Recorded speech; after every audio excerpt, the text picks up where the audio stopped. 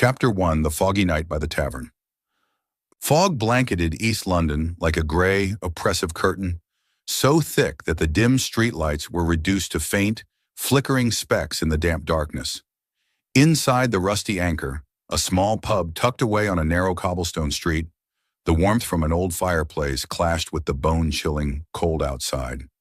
The crackling of burning logs mingled with the raucous laughter of regular patrons, dock workers, truck drivers, and a few drunken middle-aged men, creating a chaotic yet familiar symphony for Grace Evans. Grace, 25, stood behind the bar, her cold, trembling hands shaking slightly as she poured a pint of dark beer from the tap. Her tight black uniform, a shirt and short apron, was frayed at the edges, but she maintained a neat appearance, her brown hair tied up high, revealing sharp cheekbones and gray-blue eyes that always glinted with a wary edge. Tonight was an extra shift, the only thing keeping her and her younger sister Lily afloat through this harsh winter. Their mother had died of lung disease 3 years ago, leaving the two sisters in a run-down apartment with an unpaid medical debt. Their father was a faceless mystery, a man who'd abandoned them before Grace was even born. She'd learned not to rely on anyone but herself. "Oi, Grace! Another round for us!" a regular shouted from the corner, his face flushed red from liquor, waving an empty pint glass like it was a trophy. "Hold on, Charlie," Grace replied, her voice flat and emotionless. She slid the beer across the counter, collected the tarnished coins, and returned to her work, her eyes skimming the crowd without really seeing anyone. To her, they were just shadows, people who came and went, leaving nothing behind but a few coins and the stench of booze. The pub door suddenly swung open, ushering in a gust of icy wind and a few droplets from the foggy mist outside. Grace looked up, her breath catching, as a man stepped inside. He was tall, with a calm demeanor that stood out sharply against the rough regulars. His long black overcoat, damp with mist, clung to a solid frame, a few droplets rolling down the expensive fabric. His dark hair was slightly tousled, but his eyes, a deep melancholic green, like a winter sky, instantly drew her in. He sat at a wooden table near the fireplace, saying nothing, just quietly watching the flames. Grace felt her heart skip a beat, though she didn't know why. There was something about him, a stillness, a discreet loneliness, that made it impossible for her to look away. "1 pint of Guinness," he said, his voice low and clear, carrying a hint of an upper-class English accent, but without arrogance. She nodded, pouring the beer with hands clumsy from the cold, then brought it to his table. "Thanks," he said, glancing up at her briefly, just long enough for their eyes to meet. Grace turned away quickly, a flush creeping up her cheeks despite the chill in the pub. The night dragged on slowly. The regulars gradually thinned out, stumbling off with loud laughs and unsteady steps. By nearly midnight, only Grace and the stranger remained in the pub. She started cleaning up, wiping the counter, stacking chairs, trying not to notice him. But as she locked the front door and prepared to turn off the lights, his voice cut through from the corner. "The fog's too thick. I'm afraid I can't go anywhere tonight." Grace turned back, seeing him stand, his overcoat still damp. "My car's parked a few streets away, but I'm not sure I can find my way in this weather," he added, his tone gentle but tinged with reluctance. She bit her lip, hesitating. The Rusty Anchor wasn't a place for overnight guests, but the cold and fog outside were like an unspoken threat. "You can stay here until the fog clears," she said, her voice firmer than she intended. "I've got a small room behind the bar, warm enough to get through the night." He nodded, not arguing. "Thank you, I'm James." "Grace," she replied curtly, then led him through the old wooden door behind the counter. The small room had only a narrow bed, a little wooden table, and an ancient oil lamp casting a weak yellow glow. James shed his overcoat, hanging it on a hook, revealing an expensive gray suit underneath. Grace wondered who he was. A man dressed like that didn't belong in East London, a place of muddy streets and broken dreams. They sat across from each other on the bed, Grace at one end, James at the other. The distance between them just enough to maintain separation, but not enough to dispel the strange tension growing in the air. "You don't seem like the type who comes here," Grace said, breaking the silence. James gave a faint smile, his gaze drifting to the oil lamp. I just got back from New York, 15 years there, but London's still home, though not how I remember it. New York, Grace echoed, a hint of awe in her voice. I've never left London. What's it like there? Beautiful but lonely, he replied, his voice dropping. Skyscrapers, lights that never go out, but no one really sees each other. I went there to escape, but ended up feeling more lost. Grace listened, sensing an invisible thread pulling her closer to him. I've wanted to escape too, she said, her voice softening. My mom died 3 years ago, leaving me and my sister. I work day and night so Lily can go to university, but some days I just want to drop everything and run far away. James looked at her, his eyes softening. You're stronger than you realize, Grace. Not everyone could do that. His words slipped through the cracks in her heart like a warm breeze. Grace didn't know why she was telling him, a stranger, things she'd never shared with anyone, not even Lily. Maybe it was his eyes, sad yet sincere, as if he understood her pain without needing her to explain. They kept talking, from small things, the smell of toasted bread in London's fog, the sound of ship horns in New York, to deeper scars. James spoke of his younger brother, who died in a car accident 15 years ago, a memory that drove him to leave England to avoid facing the grief. Sometimes I think it was my fault, he said, his voice rough, his hand tightening around a cold pint glass. I was driving that night. If I'd been more careful. Grace placed her hand on his, an instinctive gesture she didn't pause to consider. Don't keep blaming yourself, she said, her voice trembling. I used to think if I'd worked harder, my mom wouldn't have died. But sometimes life doesn't give us a choice. In that moment, the space between them shrank. James looked up, his gaze locking onto hers. The fire in the hearth outside had dwindled, leaving only the faint glow of the oil lamp. But the small room seemed to grow warmer. He leaned in slowly, as if silently asking her permission. Grace didn't pull back. When his lips met hers, it was gentle like a question, then fierce like an answer. They fell onto the narrow bed, his hands threading through her hair, their breasts mingling in the cramped space. That night, amid London's fog and cold, they forgot their loneliness, leaving reason behind the old wooden door. The next morning, when Grace woke, the bed was empty. James was gone, no goodbye, no trace, except for a small silver pen engraved with J.H. lying on the floor. She picked it up, her fingers tracing the letters, her heart heavy. Just one night, she told herself, her voice hoarse from lack of sleep and an unnamed emptiness.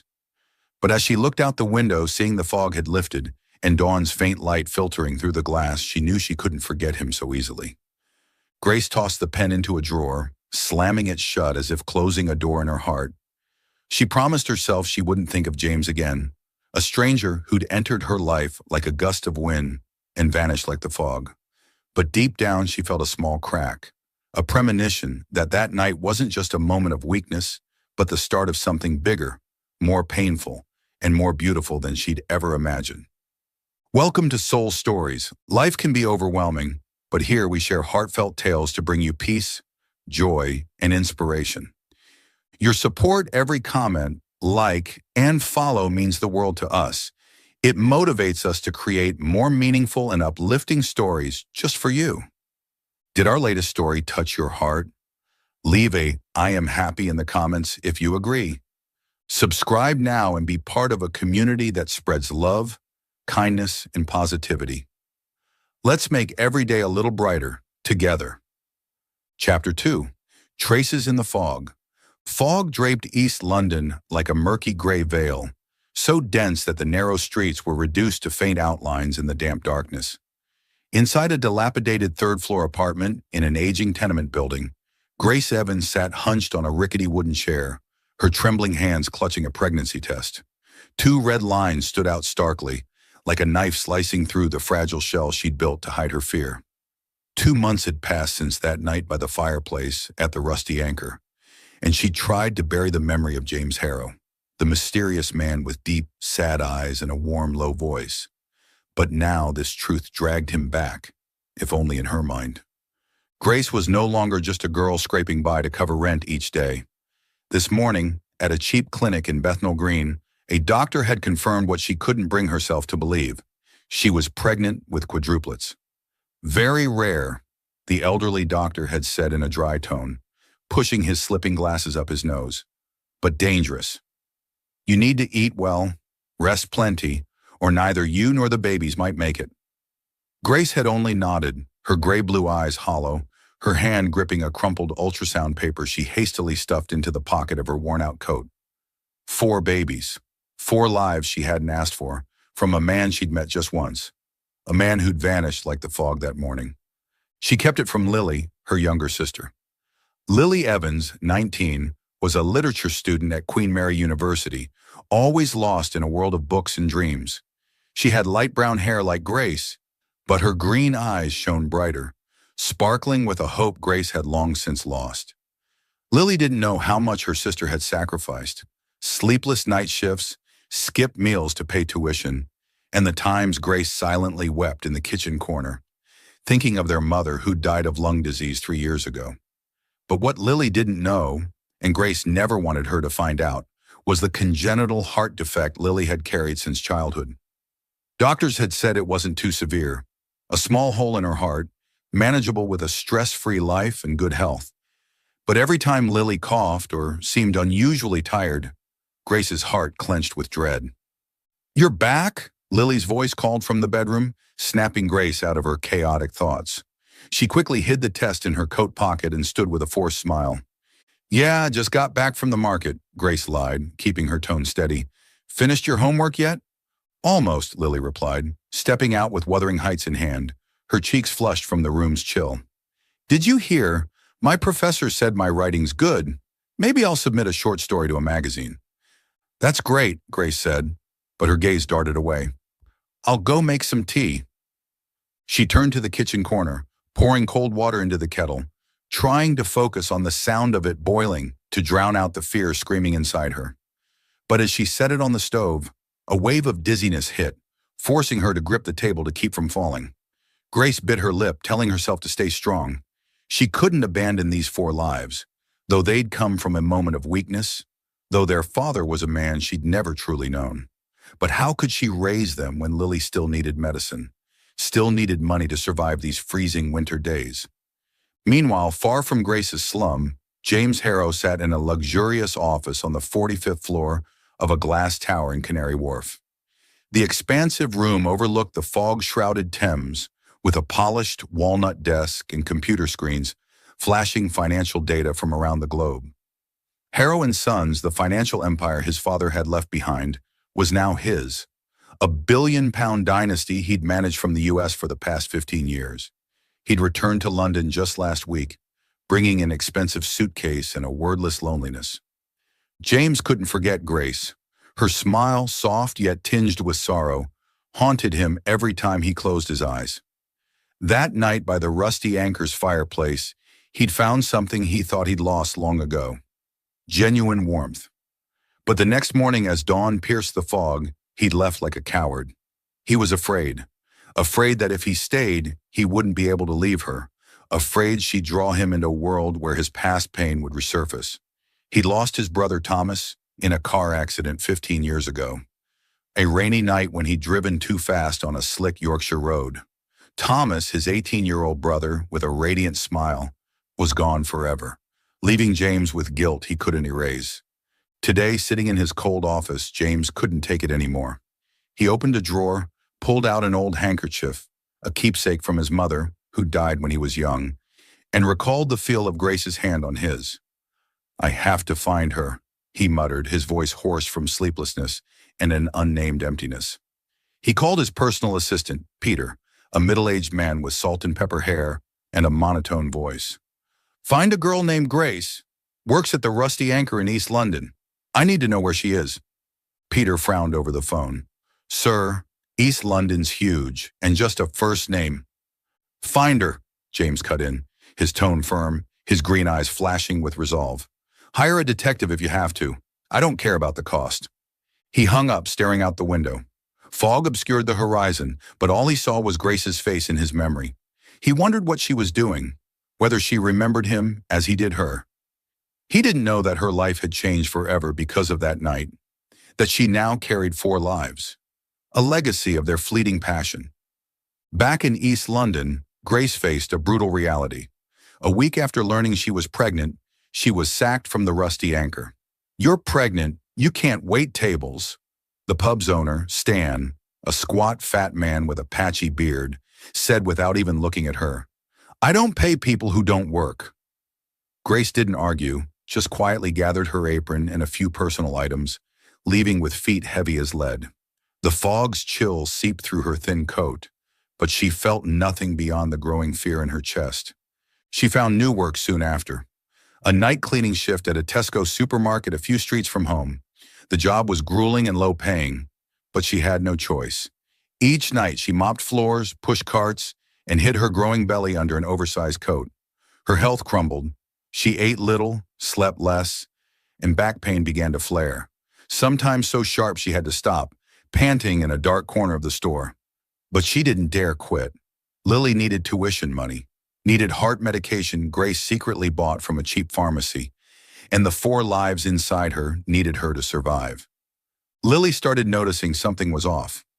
One evening, as Grace dragged herself home after a shift, she found Lily on the sofa, pale and clutching her chest. "What's wrong with you?" Lily asked, her voice weak, her green eyes worried. "Are you too tired? Don't worry about me. I'm just a bit short of breath." Grace knelt beside her, hands shaking as she checked Lily's breathing. "Have you taken your meds?" she asked urgently. "Yeah," Lily replied with a faint smile. "Don't worry, the doctor said I'm fine if I don't overdo it." But Grace wasn't reassured. She knew Lily's heart condition could flare up any time without proper care. "I'll make you some tea," she said, standing on aching legs, hiding the dizziness washing over her. In the kitchen, a sharp cramp in her belly forced her to grip the counter, cold sweat beating on her forehead. "Don't fall," she whispered to herself. "Don't let Lily see." James, meanwhile, made no progress in finding Grace. The detective he'd hired, a middle-aged man named George with a thick Cockney accent, reported over the phone. "She quit the pub, didn't leave an address. East London's full of people like that. No names, no traces. I need more time." James slammed his fist on the desk, anger mixing with regret. "How much longer?" he growled. "A few weeks, maybe more," George replied, "unless you give me something more specific." James hung up, stood, and walked to the window. He stared at the foggy Thames, wondering where Grace was. He remembered the smell of burning wood from the fireplace, her gentle voice talking about Lily, the warmth of her touch on his hand. He'd lost her once, and now he feared he'd never find her again. But he didn't know she was closer than he thought, in a world apart, a world of poverty, despair, and burdens she couldn't share. One late-month night, the fog was thicker than ever. Grace trudged home after her shift, feet numb, mind spinning. She hadn't eaten all day, surviving on a cup of cold tap water from the store. The chill cut through her thin coat, but she no longer had the strength to shiver. Crossing a dark alley near home, a violent wave of dizziness struck. She grabbed a wet brick wall, but her weak hands couldn't hold her. "No, not now," she rasped, trying to push on for Lily, who might be struggling to breathe at home. But darkness swallowed her, and she collapsed onto the cold pavement, fog cloaking her small frame. A passer-by, an old woman pushing a cart of trash bags, found her, shouting for an ambulance. "She's pregnant. Look, hurry." Grace was rushed to Whitechapel's NHS hospital, unconscious, unaware that fate was about to bring James back into her life. The next morning, James sat in his office, flipping through the Evening Standard. A small headline on page 3 stopped his heart. "Pregnant woman with quadruplets hospitalized after collapse in East London." He read fast, each word stabbing his chest. No name, but instinct told him it was Grace. He threw the paper down, grabbed his coat, and bolted from the office. "Get the car," he barked to his driver over the phone, voice urgent. "Take me to Whitechapel now." As the sleek black Bentley glided through London's foggy streets, James clenched his fists, torn between worry and hope. He didn't know where Grace was in the hospital, but one thing was certain. If it was her, he wouldn't lose her again. Chapter 3. Hospital Lights. Fog clung to the windows of the NHS hospital in Whitechapel, forming faint streaks of water that rolled down the cold glass. Inside the emergency ward, stark fluorescent lights illuminated a long hallway, their glow reflecting off scratched, glossy tiles. The steady beeping of machines blended with the hurried footsteps of nurses, creating a chilling, lifeless melody.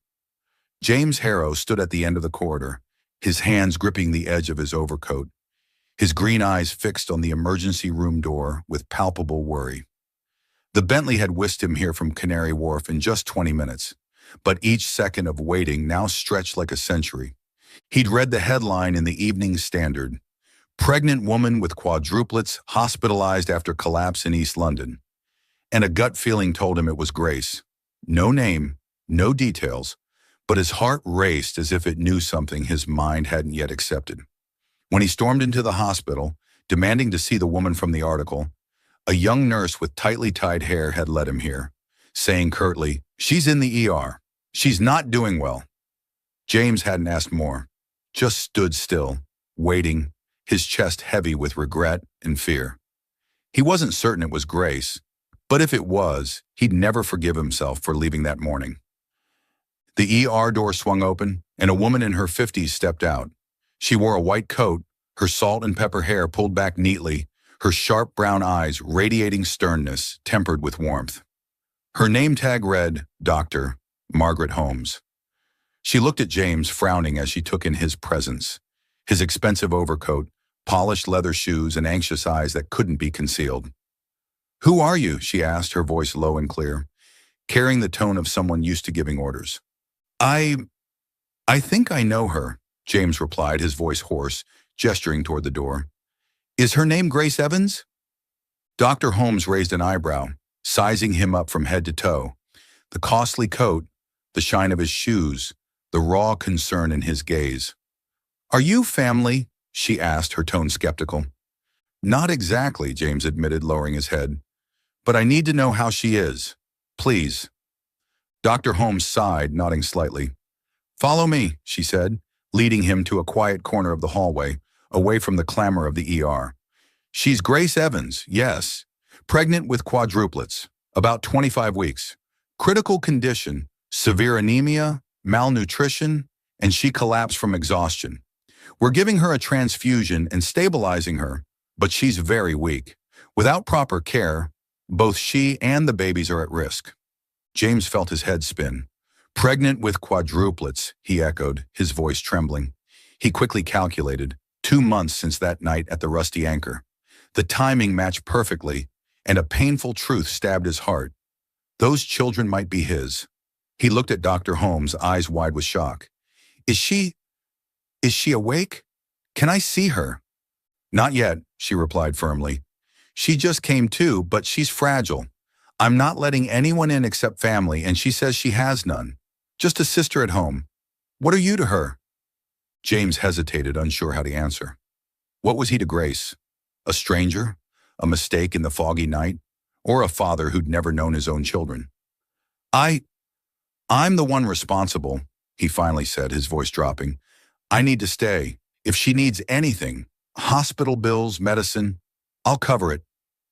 Dr. Holmes studied him, her gaze probing. "I don't care who you are or how rich you might be," she said. "She needs rest, not drama. If you want to help, stay here, but don't disturb her." James nodded, sinking onto a hard plastic chair in the hallway, his heart heavy. Through the small window in the ER door, he glimpsed Grace lying motionless on the bed, surrounded by IV lines and an oxygen tube. Her belly was pronounced under the thin blanket, a clear sign of the life he'd unwittingly left behind. He wondered what she'd endured these past 2 months, and why he hadn't been there when she needed him most. Inside the ER, Grace awoke to a vague ache. The harsh white lights made her wince, her weak hands instinctively reaching for her stomach. She heard the steady beep of the heart monitor, felt the dull pain spreading through her body, but her first thought was of Lily. "Lily!" she rasped, her voice rough, trying to sit up but stopped by a firm hand pressing her down. "Stay still, doctor." Margaret Holmes's voice cut through, stern yet caring. "You collapsed on the street, nearly died from anemia. If someone hadn't brought you in, you and your 4 babies wouldn't have made it. Grace opened her eyes, staring at the doctor with panic. 4? Are they still okay? She asked, her voice quivering. They're fine, but you're not, Dr. Holmes replied, checking the chart in her hand. You're severely malnourished, low blood pressure, exhausted. What have you been doing to get like this? Doesn't anyone look after you? Grace bit her lip, turning her face away. I can manage, she said, her voice cold but faint. As long as the babies are okay, that's enough. Dr. Holmes sighed, setting the chart down. There's a man outside asking to see you. Says his name's James, claims he'll cover the bills. Do you know him? Grace froze, her heart pounding so hard it stole her breath. James. His name hit her like a blade, slicing through the icy wall she'd built to protect herself. No, she lied, her voice hardening. I don't know him. Don't let him in. Dr. Holmes frowned but didn't press. All right, rest. I'll check on you later. She left, leaving Grace alone with her swirling thoughts. She closed her eyes, trying to banish James's image. The man who'd swept into her life like a gust of wind, then left without a word. What was he doing here? Why show up now, when she'd resolved to face everything alone? She didn't need him, didn't need his pity, didn't need help from someone who'd abandoned her without a backward glance. James stood in the hallway, burning with impatience. When Dr. Holmes returned, she gave him an unreadable look. She doesn't want to see you, she said bluntly, but I'll let you stay if you insist. Just don't bother her. James nodded, feeling the sting like a fresh wound. He didn't blame Grace. He deserved her coldness, but he couldn't leave. What does she need? He asked. Hospital bills, medicine, anything. I'll take care of it. Dr. Holmes nodded. I'll list the costs, but if you really want to help, let her decide when, or if, she's ready to see you. James sank back into the chair, pulling a business card from his wallet and scribbling a brief note. Grace, I'm James Harrow. I'm sorry I left. I didn't know about the babies, but I'm here now. I'll wait for you, as long as it takes. He handed it to a nurse to deliver, then quietly paid the hospital fees at the front desk. He didn't know if Grace would read it, but he had to do something, even a small step to atone for his mistake. Grace was discharged the next morning, still weak but determined to get home. Dr. Holmes had prescribed blood supplements and ordered rest, but she had no time for that. Lily was waiting, and she couldn't let her sister know she'd nearly died. As a taxi took her back to East London slums, she found Lily on the sofa, pale and clutching her chest. Sis! Lily rushed to her, tears streaming down. Where were you all night? I was so worried. I called, but no one answered. Grace hugged her, guilt flooding through. I'm sorry, she said, her voice hoarse. I fainted, had to go to the hospital. Lily's eyes dropped to Grace's stomach, widening. You're pregnant? She whispered, her trembling hand brushing against Grace. Why didn't you tell me? Grace turned away, avoiding the question. I can handle it, she said. But Lily grabbed her hand, sobbing. You don't have to do it alone. Someone named James called, said he'd help. Sis, give him a chance. I don't want to lose you like we lost Mom. Grace's voice sharpened, pulling her hand free. I don't trust anyone anymore, she said, her tone icy, but inside a crack widened. James's business card sat heavy in her coat pocket, a promise she didn't dare believe. Chapter 4. Climax in the Stormy Night. The storm crashed into East London like a snarling beast, bringing torrential rain and howling winds that tore through the narrow alleys, rattling the brittle window frames of the dilapidated apartment where Grace Evans lived. 7 months had passed since that foggy night at the Rusty Anchor, and now her swollen belly was the starkest evidence of what had transpired. 4 lives grew within her, quadruplets, each faint kick a reminder that she no longer lived just for herself. But tonight, her thoughts weren't on them, nor on James Harrow, nor anything else. Every shred of her focus was on Lily, her younger sister, curled up on the threadbare double bed, her face pale and lips tinged blue. Lily, how are you? Grace knelt by the bed, her trembling hand pressing against her sister's forehead. Hot, scorching enough to feel like a burn. Lily coughed violently, each rasp tearing through her frail chest, and Grace knew this wasn't just a common cold. Lily's congenital heart defect, which doctors had deemed manageable with care, had merged with a raging fever, turning into a lethal threat. "I'm calling an ambulance," Grace said, her voice shaking. But as she reached for her phone, the screen was black. Battery dead since the afternoon, and the power in the house was out from the storm. She rushed to the window, peering at the flooded street below. Water surged over the sidewalks, sweeping along trash and debris in the gusting wind. No ambulance could reach them in this weather. No one could help her. Grace turned back to Lily, watching her gasp for air, her pale green eyes dimming with pain. "Sis, I'm so tired," Lily whispered, and Grace felt her heart shatter. She had no money, no way to get Lily to a hospital, except for one last resort she'd avoided for 2 months. Grace pulled James's business card from her coat pocket, her shaking hands dialing the number on the payphone in the building's hallway. It rang 3 times, each chime stretching like an eternity, until his low voice answered. "Hello?" "James," Grace choked out, tears spilling unnoticed down her face. "I need you. My sister, Lily. She's burning up. I can't afford to get her to the hospital. Please." "Grace?" James's voice sharpened with urgency. "Where are you? I'm coming now." "East London, the tenement on Brick Lane," she replied, her voice breaking. "Hurry, I don't know how long she can hold on." She hung up, racing back to hold Lily, trying to keep her conscious. "I'm here, Lily. Don't sleep. James is coming," she whispered, though deep down she didn't dare believe he'd make it in time. The wind howled outside, rain pounding the glass as if it meant to shatter everything, and Grace felt the world itself was against her. James Harrow bolted from his luxurious Mayfair apartment, not bothering with a coat, grabbing only his car keys. The storm had snarled traffic across London, but he didn't care. He sped the Bentley through waterlogged streets, its headlights dim in the thick downpour. Grace's voice on the phone, cracking with fear, pierced his heart like a blade. He'd left her alone too long, and now she was begging for his help. He couldn't fail again, not like with Thomas, his brother, who died in his hands 15 years ago. The drive to Brick Lane was a nightmare. Water reached knee-high in spots, cars gridlocked, and gusts so fierce he gripped the wheel to keep from skidding. He slammed his fist against the steering wheel, roaring, "Come on, damn it!" But the storm didn't relent, and by the time he reached the tenement, it was nearly midnight. He charged up the stairs, rainwater dripping from his hair onto the floor, and pounded on Grace's door.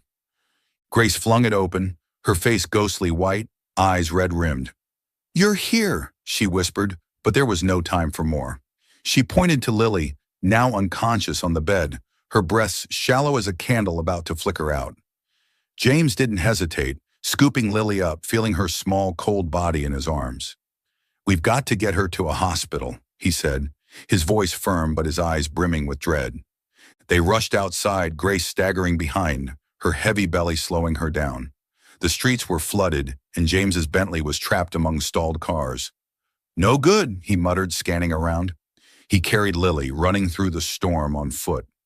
Grace trailing, rain stinging her face like needles. But they didn't get far. Traffic was completely jammed, and Whitechapel Hospital was over a mile away. James shouted for an ambulance over his phone, but the signal faltered, the storm severing all connections. When they found shelter under the awning of an abandoned shop, Lily stopped breathing. Grace screamed, lunging to hold her, but James held her back, checking Lily's pulse with trembling hands. "No! No! No!" Grace sobbed, wrenching free, clutching her sister's cold body. "If you'd been faster, she'd still be alive. Why didn't you come sooner?" James knelt beside her, rain mingling with tears on his face. "I'm sorry, Grace," he said, his voice breaking. "I tried. I can't lose you too." He pulled her into his arms, letting her pound his chest, letting the rain soak them both. Grace wailed in his embrace, the pain of losing Lily slicing through her last defenses. Amid this, another figure emerged in the storm. Tom Carter, Grace's ex-boyfriend, stepped from a nearby alley, his torn coat drenched. At 28, His gaunt face and sly, narrow eyes betrayed a calculating mind. Tom had abandoned Grace when her mother died, leaving her to bear debts and grief alone, and now he returned like a vulture scenting opportunity. He'd heard rumors in the neighborhood about James, a wealthy man tied to Grace. "Grace, you okay?" Tom called, his tone oily as he approached. Grace looked up, her red eyes blazing with fury. "Get lost, Tom," she snapped, holding Lily tighter. "Oi, calm down," Tom said, glancing at James. "Just want to help. But who's this rich bloke? If he can't take care of you, I can, for a small price." He smirked, his gaze lingering on Grace's belly. "I know the papers would love this.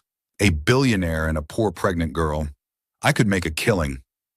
James stood, his eyes ice cold. "Get out of here before I make you regret it," he growled, fists clenched. Tom sneered but backed off when he saw the ferocity in James's stare, muttering, "Fine, but I'll be back," before vanishing into the rain. The storm hadn't yet eased when another crisis struck. Grace suddenly clutched her stomach, screaming from a sharp, wrenching pain. "James!" she gasped, clawing at him, tears mixing with rain. I think I'm giving birth." James panicked, lifting her and running through the downpour for help. An ambulance finally appeared, its lights cutting through the fog, and they were rushed to Whitechapel Hospital. In the vehicle, Grace gripped James's hand, sobbing, "Don't let me lose anyone else." He squeezed back, his heart in agony, powerless but praying. At the hospital, Grace went into premature labor amid the storm.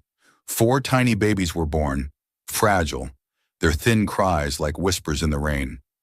Dr. Margaret Holmes led the nurses in a desperate fight to save them, but 2, Rose and Charlie, didn't survive, their small hearts stopping minutes after birth. Grace screamed when she heard, her body trembling on the bed, clutching the 2 surviving babies, Emma and Oliver, as if terrified they'd slip away too. James stood outside the delivery room, watching through the glass, tears falling silently. He saw Grace cradling Emma and Oliver, sobbing uncontrollably, her face ashen with exhaustion and grief. He wanted to go in, to hold her, but he stayed rooted, blaming himself for not doing more. Lily was gone, 2 babies were gone, and he didn't know if Grace could forgive him or herself after all that had happened in this stormy night. James stood outside the delivery room, watching through the glass, tears falling silently. He saw Grace cradling Emma and Oliver, sobbing uncontrollably, her face ashen with exhaustion and grief. He wanted to go in, to hold her, but he stayed rooted, blaming himself for not doing more. Lily was gone. 2 babies were gone, and he didn't know if Grace could forgive him or herself after all that had happened in this stormy night. Chapter 5. Ashes and Embers. The small house on the outskirts of London sat quietly along an oak-lined road, far from the flooded alleys and the storm's howling that had taken Lily, Rose, and Charlie from Grace Evans. It wasn't grand.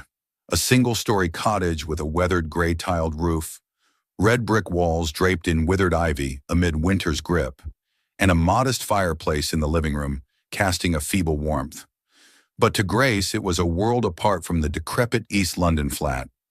James Harrow had bought it days after the tragedy of that stormy night, offering little explanation beyond a curt, "You need a safe place for Emma and Oliver." Grace didn't protest. She was too exhausted, too broken to argue. But she didn't thank him either. She simply stayed silent, her gray-blue eyes hollow like ashes after a fire, the light in them seemingly swept away by the storm forever. On her first day in the new house, Grace sat curled in an old armchair by the fireplace, clutching Emma and Oliver tightly. The 2 babies, her surviving children, were so small she feared a strong breath might harm them. Emma, with soft, light brown hair like silk, slept peacefully in her left arm, her tiny lips twitching as if dreaming.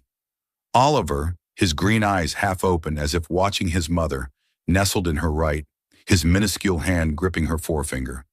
They were all she had left after that night, after Lily stopped breathing in her arms, after Rose and Charlie slipped away before she could name them, before she could hold them even once. Grace gazed at them, tears sliding silently down her cheeks. But she didn't sob aloud. She had no strength left to cry, no strength for anything but holding Emma and Oliver, as if they were her last tether to life. James stood in the corner of the room, watching quietly. He wore a plain gray sweater, a far cry from the expensive suits of their first meeting at the Rusty Anchor. But his face still carried that unchanging melancholy, his deep green eyes reflecting a pain he never voiced. He didn't know what to say to Grace. Every apology felt meaningless against her suffering, every comfort hollow against losses that couldn't be undone. He did what he could, mixing formula for Emma and Oliver from supplies he'd bought at a nearby supermarket, washing diapers by hand in the small sink, and keeping the fire going so the house wouldn't grow too cold in the damp outskirts of London. Grace didn't look at him, didn't speak to him, but she didn't send him away either. Her silence was an invisible wall, and James accepted his place behind it, waiting for a day she might open up, though that day might never come. A week passed in a heavy shroud of mourning. James stepped away from Harrow & Sons, the billion-pound financial empire he'd run from the U.S. for 15 years. He called his assistant, Peter, his voice cutting through any objections. "I'm not coming back to the office for a long time. Find someone to replace me if you have to. I don't care." Peter stammered about shareholders and profits, but James hung up before hearing him out. The numbers on screens and meetings at Canary Wharf no longer mattered. All he wanted was to be near Grace, even if she didn't need him, even if she might never forgive him for failing to save Lily, for not arriving sooner in the storm. Each night when Grace dozed off in the armchair from exhaustion, James stayed awake to tend to Emma and Oliver. He gently lifted them from her arms, placing them in a wooden crib he'd assembled from a second-hand shop nearby. He sang lullabies he'd heard his mother sing to Thomas, his late brother, years ago, his low voice resonating through the quiet house, mingling with the crackle of the fire. "Hush, little baby. Don't say a word. Papa's going to buy you a mockingbird." He wasn't good at singing. His voice was rough, sometimes off-key, but Emma and Oliver seemed to like it, their tiny eyes gradually closing in peaceful sleep. Grace sometimes woke in the night, seeing him there, the firelight softening the sharp lines of his face, and a strange feeling crept into her, a warmth she'd forgotten, from days when her mother was alive, when loss hadn't yet defined her. One evening, when Emma cried for milk, James brought a bottle, but Grace snatched it from him, her voice cold. "I can do it myself." He said nothing, just sat on the worn sofa across from her, watching as she fed the baby with clumsy but loving hands.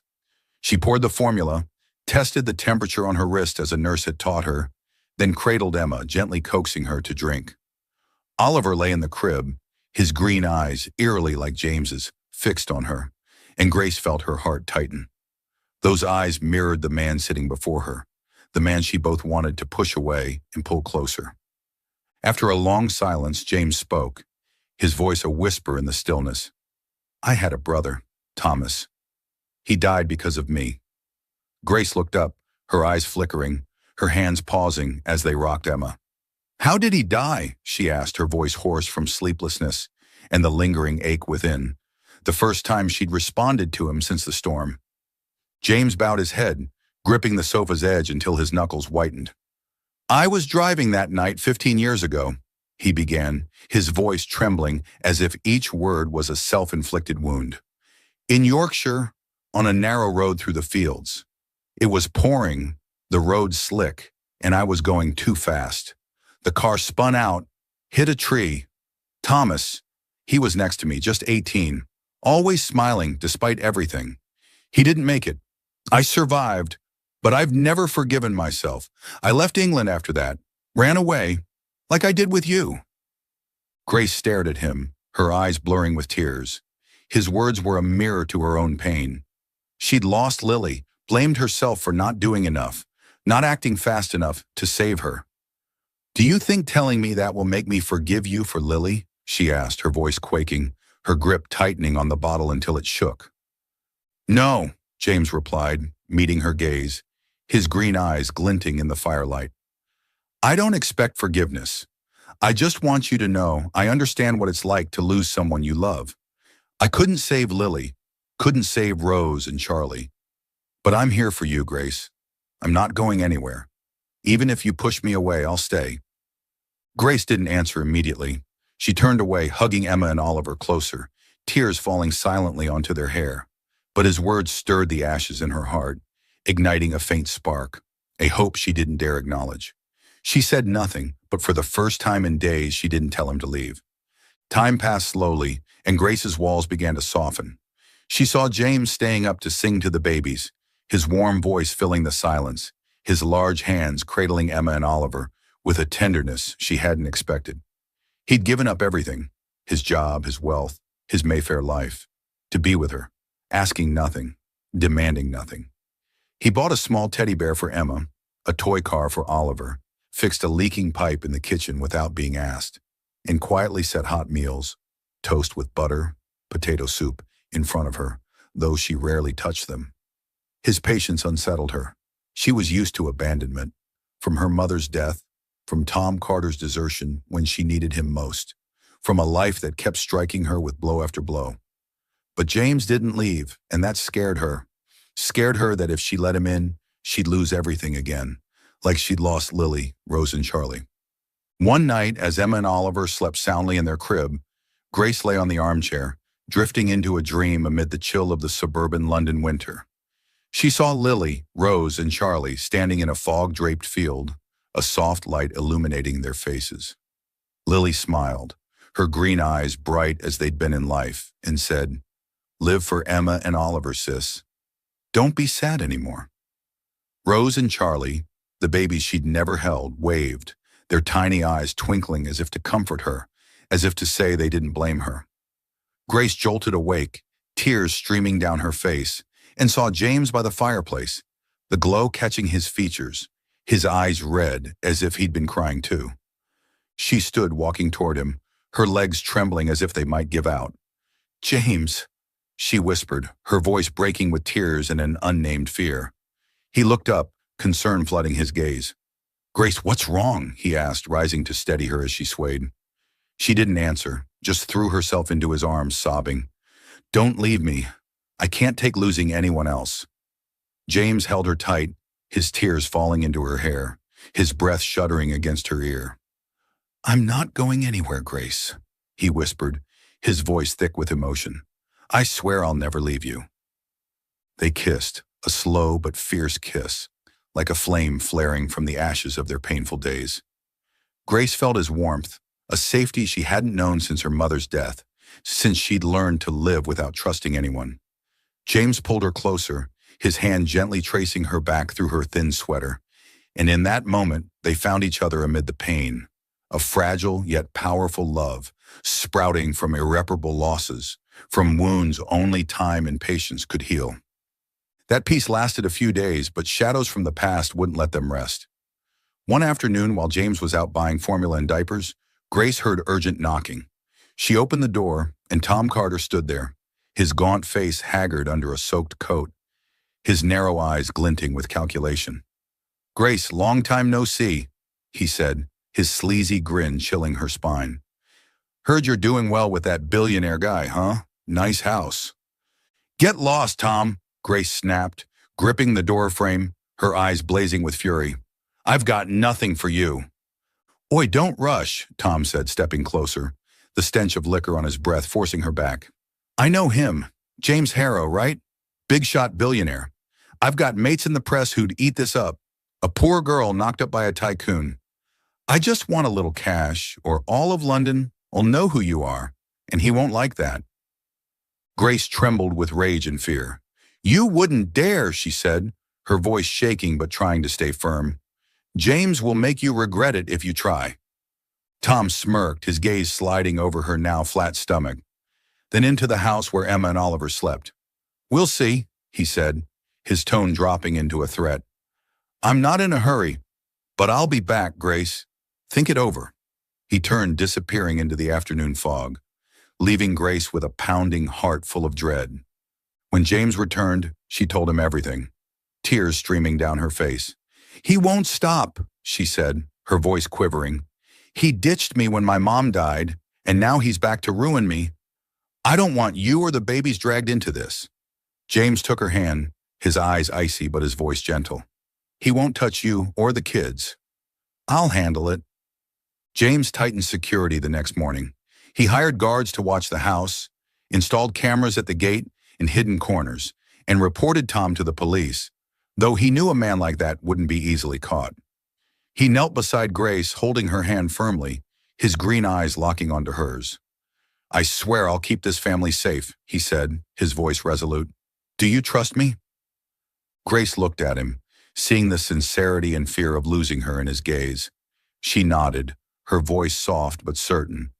I trust you. For the first time after so much loss, she chose to place her full faith in James, the man who'd entered her life in a foggy night and was now all she had to lean on, to rebuild from the ashes. Chapter 6. Beneath London's Eternal Rain. A gentle drizzle fell over the Thames, tiny droplets shimmering under the soft glow of golden streetlights, casting a delicate veil over the small house where Grace and James Harrow lived. 3 years had passed since that fateful stormy night. 3 years since Grace lost Lily, Rose, and Charlie. Since she found a flicker of light in the ashes through James's embrace. The riverside house wasn't grand. Just 2 bedrooms, a cozy living room with an old fireplace, and a modest garden where wildflowers sprouted amid the grass. But to Grace it was everything, a place where she rebuilt her life from the fragments. Today was their wedding day, a quiet ceremony by the Thames under a light drizzle and a hazy sunset. There were no throngs of guests, no lavish gown or extravagant feast, just Grace in a simple white knee-length dress, James in a plain gray suit, and their children, Emma and Oliver, darting around them with radiant smiles. An elderly priest from a nearby church stood beneath a large umbrella, reciting a brief vow. Do you promise to stand by each other, in wealth or poverty, in health or sickness, until death do you part? Grace nodded, tears streaming down her cheeks, mingling with the rain. I do, she said, her voice trembling but firm. James took her hand, his green eyes gleaming through the mist. I do. By the riverbank, they placed a small granite memorial plaque engraved with the names Lily, Rose, and Charlie, and the words, forever in our hearts.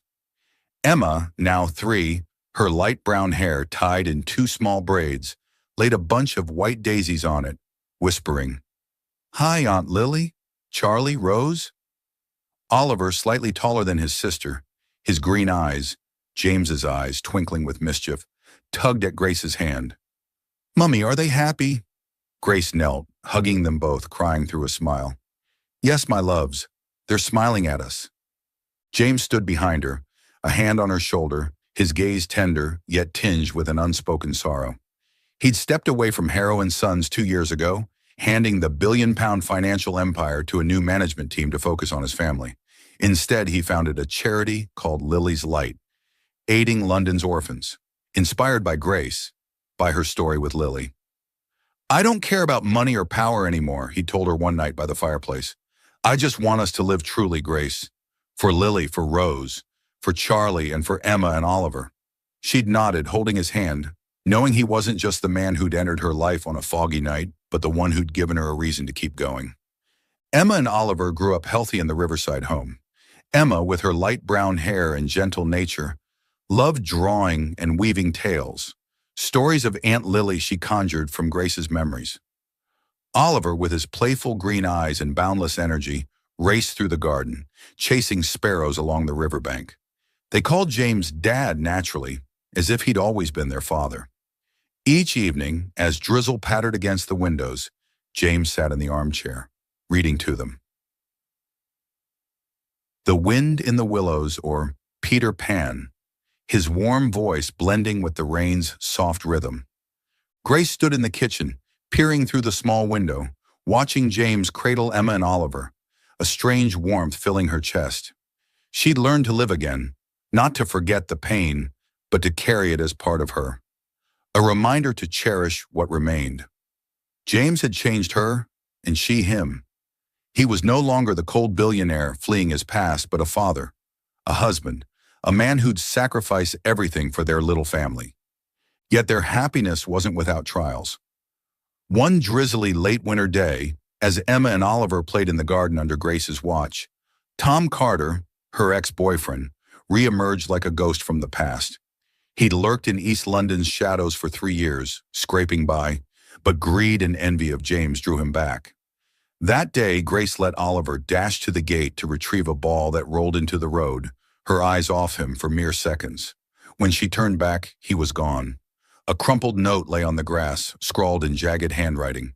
Bring £50,000 to the Whitechapel vacant lot at midnight, or the boy dies. Grace screamed, racing to the gate, but Tom and Oliver had vanished into the rain. She called James, her voice breaking. "James, Tom took Oliver. He wants money. You have to save him." James rushed home from the charity office, his face ashen, hands trembling as he read the note. "I'll go," he said, his voice like steel. "Call the police, Grace. But I'm not waiting. I have to get Oliver now." Grace clutched his hand, sobbing. "Don't let me lose you. I can't take it." He kissed her forehead, whispering, "I'll bring him back, I swear." James drove to the Whitechapel lot, the drizzle blurring the windshield, but he didn't care. He carried a bag with £50,000, hastily withdrawn from the bank, though he knew Tom couldn't be trusted. When he arrived, Tom stood there, Oliver's hands bound, his green eyes wide with fear. "Dad!" the boy cried upon seeing James, shattering his heart. Tom, his gaunt face scarred, smirked, a gleaming dagger in hand. "Where's the money?" he growled. James tossed the bag to the ground, his eyes icy. "Let him go, Tom. This is between you and me. Don't touch my son." Tom snatched the bag, checked it quickly, then laughed. "Your son?" Hilarious. A billionaire raising a poor whore's kid. "But I don't care, as long as I get paid." He yanked Oliver's ropes, shoving him toward James, but as James lunged to catch him, Tom stabbed the dagger into his back. James collapsed, blood seeping through his coat, but he clung to Oliver, shouting, "Run, son!" Oliver sobbed, gripping him, but James pushed him away, using his last strength to punch Tom, sending him sprawling. The police, alerted by Grace, stormed in at that moment, subduing Tom and rushing James and Oliver to an ambulance. Grace reached the hospital, finding James on a bed, blood soaking through bandages, and she fell beside him, clutching his hand, crying, "You're everything to me. Don't leave me." James opened his eyes, offering a weak smile, his voice raspy. "One rainy night gave me a lifetime, Grace.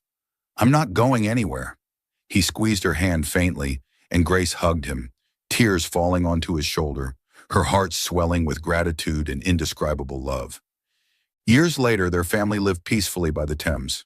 Tom was sentenced to a long prison term for kidnapping and assault, no longer a threat. Emma, now 10, grew into a gentle girl, painting pictures of their family in foggy fields, where she believed Lily Rose and Charlie dwelled. Oliver, tall and spirited at 10, ran along the riverbank, vowing to Grace he'd be strong like Dad to protect her. James and Grace ran Lily's Light, expanding the charity to aid hundreds of London orphans, turning their pain into hope for others. Each winter, they stood by the Thames, placing white daisies on the memorial for Lily, Rose, and Charlie. Emma and Oliver scampered nearby, their laughter ringing through the drizzle, and Grace leaned into James, feeling his warmth. "Did you ever think we'd get here?" she asked softly. He kissed her hair, smiling. "No, but I knew from that rainy night you were all I'd ever need."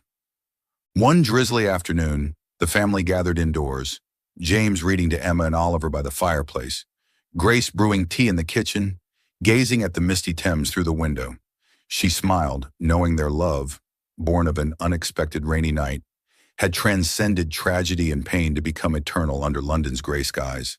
They embraced by the river, drizzle falling lightly, and in that moment, Grace understood that no matter how great the losses, they had each other, forever.